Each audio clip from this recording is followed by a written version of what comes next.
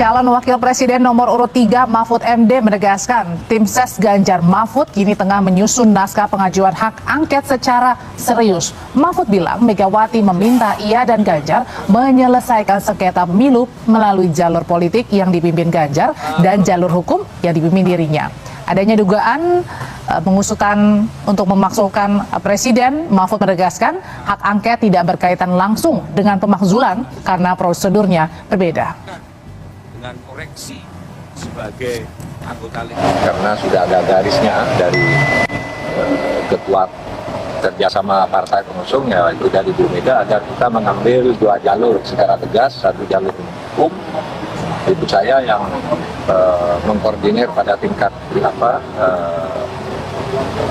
pasangan calon, kemudian jalur politik itu nanti saya tidak ikut jalur politik yaitu angket karena saya bukan orang partai. Angket itu tidak ada kaitan langsung dengan pemakzulan presiden karena dari sudut teknis prosedural berbeda. Bisa saja nanti misalnya angket menyimpulkan satu, telah terjadi penyalahgunaan anggaran negara, yang kedua telah terjadi korupsi. Nah kalau korupsi itu pemakzulan kan? Nah itu nanti dibentuk panitia pemakzulan lagi, beda lagi, dan itu lama. Ini tidak ada angket, nanti akan menjadi tradisi ketatanegaraan di mana setiap pemilu orang yang akan menang itu orang yang paling punya akses ke kekuasaan dan punya uang dan mau menyalahgunakan uang. Itu kata Pak Yusuf Kalla ya dan menurut saya itu pandangan seorang negarawan. Kalau saya mengatakan gitu, apa Mahfud kan paslon pastilah gitu.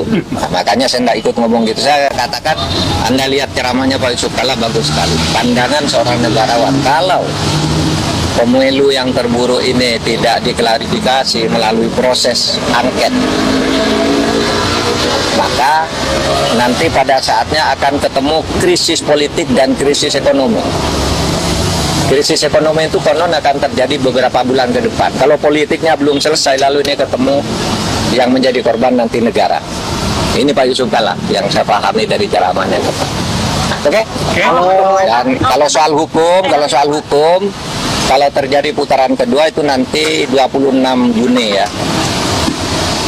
Kan bisa saja ada pemilu ulang, bisa putaran kedua, bisa tidak gitu ya. Setelah MK menetapkan ya? Iya, jadi tidak akan mengganggu agenda konstitusi.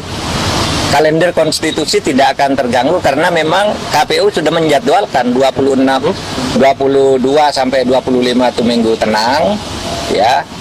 Kemudian pemungutan suaranya 26 Juni. Apakah itu ulang atau apa gitu ya. Kalau itu memang MK nanti memutuskan seperti itu. Jadi jangan bilang pemilu udah selesai. Jadwalnya sudah ada 26 Juni. Sudah ada jadwalnya. Prof, Sirekap tidak lagi menampilkan diagram suara, gimana Prof tanggapannya Prof? Ya itulah salah satu masalah di KPU. Menurut saya orang-orang KPU itu tidak ada yang bisa mengendalikan IT-nya di sana. Tidak ada yang bisa mengendalikan karena mereka tidak paham. Sehingga orang lain yang tahu bahwa itu udah berpindah lebih dari 10 kali.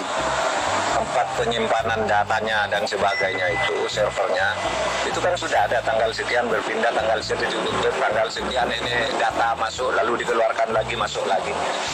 Menurut saya KPU itu bukan sengaja, dia tidak tahu, tidak menguasai teknologi mereka. Ya sama dengan saya lah. Oleh sebab itu, saya usulkan audit digital forensik. Audit digital forensik untuk menilai ya IT dan Sirekap terutama KPU itu. Karena sudah ada fakta-fakta digital bahwa itu berpindah sekian kali gitu.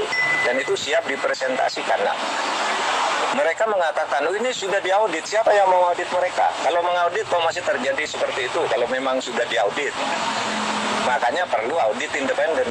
KPU harus berani untuk membuka dirinya kalau mereka jujur, ya diaudit saja. Dan akui, saya memang tidak menguasai, saya tidak bisa mengendalikan karena saya bukan ahli IT, kan gitu aja.